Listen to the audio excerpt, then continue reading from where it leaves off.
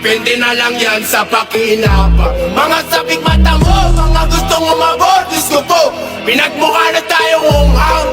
Plane on the plane. Dito.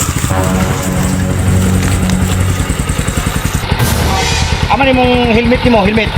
Araw ako. Diyan na ang balay ko lo. Bisan pa og diha ra inyong balay amang kapadulong.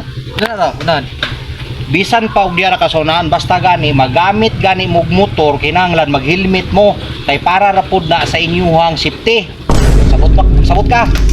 Ayaw og drive nga wala kay helmet. Mo gini nung timanan bisan pag diha ra mo sa unahan o diha ra mo sa unahan basta gani mag-drive mo nga wala helmet, ang mag-drive mo kinahanglan mag-helmet yun mo. Ambi mong kwan bi, lisensya nimo og rehistro.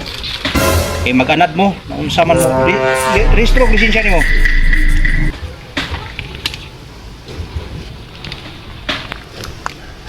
Unsa man ni nganong namay ni 200? Unsa man ni bayad dinhi mo ni sa kuha ni? Di ka magatatag na kong kwarta kay pwede na ko ni himuon na ko ni nga ebidensya ni mga imo kong bayaran Ayaw ko utruha og tagay 200 ha.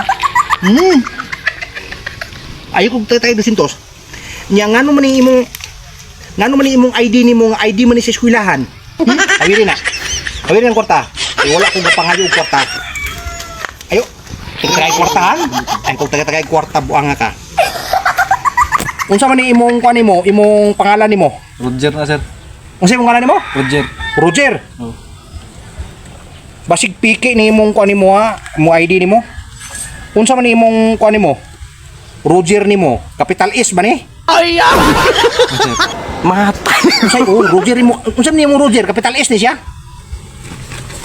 Tarong nga ko ha. Buak na pud.